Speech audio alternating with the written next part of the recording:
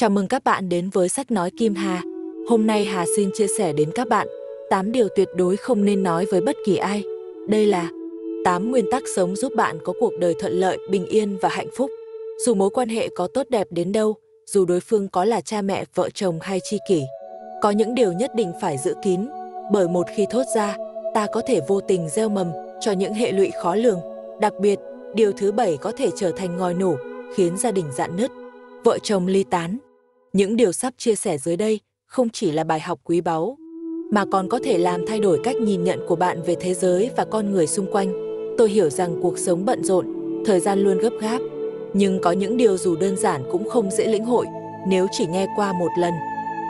Lời khuyên của tôi là hãy kiên nhẫn lắng nghe, suy ngẫm thật sâu, thậm chí nghe đi nghe lại nhiều lần khi rảnh rỗi hoặc lúc làm việc nhà. Lưu lại những điều này vì chúng có thể trở thành kim chỉ nam giúp bạn tránh được không ít sai lầm trên đường đời. Tôi tin chắc rằng chỉ trong một thời gian ngắn, nếu thấu hiểu và ứng dụng, tư duy của bạn sẽ thay đổi mạnh mẽ, vững vàng hơn trước những sóng gió cuộc đời. Hôm nay, chúng ta sẽ cùng tìm hiểu 8 điều tuyệt đối không nên thổ lộ với bất kỳ ai, kể cả bạn bè thân thiết. Bởi lẽ, trên đời này có người đáng tin, cũng có kẻ khó lường. Lời nói một khi đã buông ra, không thể thu hồi. Có những chuyện giữ kín trong lòng vẫn hơn, nếu không, bạn có thể vô tình rước về những rắc rối không đáng có, thậm chí chiêu mời tiểu nhân đến quấy phá. Vậy 8 điều ấy là gì? Hãy bình tâm, lắng nghe và suy ngẫm. Điều thứ nhất, tuyệt đối không nói về tiền bạc. Tại một thị trấn cổ xưa, có một tiệm rèn nhỏ, chủ nhân của nó là một ông lão sống giản dị và bình lặng. Mỗi ngày, ông ngồi trước cửa tiệm, bên cạnh là một chiếc bàn gỗ cũ kỹ và một ấm trà từ xa nhuốm màu thời gian. Ông không giàu có, nhưng với ông, cuộc sống đơn giản vậy là đủ một tách trà thơm, một bữa cơm đạm bạc và những ngày tháng thong dong khi tuổi già gõ cửa. Cho đến một ngày, có một thương nhân buôn đồ cổ ghé qua. Đôi mắt ông ta sáng rực khi nhìn thấy chiếc ấm trà của ông lão, một món đồ quý hiếm từ thời Thanh, vô giá đối với những người siêu tầm cổ vật.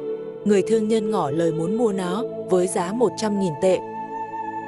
Ông lão ban đầu vô cùng kinh ngạc. Chiếc ấm ấy vốn chỉ là một vật gia truyền, đã gắn bó với gia đình 3 thế hệ, là thứ mà ông vẫn dùng mỗi ngày như một lẽ tự nhiên. Ông từ chối, vì với ông, nó không phải để bán. Nhưng từ khoảnh khắc đó, tâm trí ông không còn yên ổn nữa.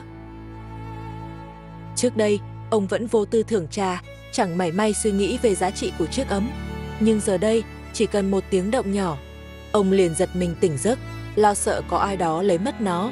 Và khi tin tức lan truyền khắp làng, mọi chuyện trở nên tồi tệ hơn. Người ta bắt đầu nhìn ông với ánh mắt khác. Hàng xóm ghé thăm không phải để trò chuyện như trước, mà là để dò hỏi xem ông còn vật báu nào khác không. Có người ngỏ lời muốn vay tiền, có kẻ bắt đầu ghen tị, thậm chí chính con cháu ông cũng bàn tính chuyện chia phần gia sản từ chiếc ấm. Cuộc sống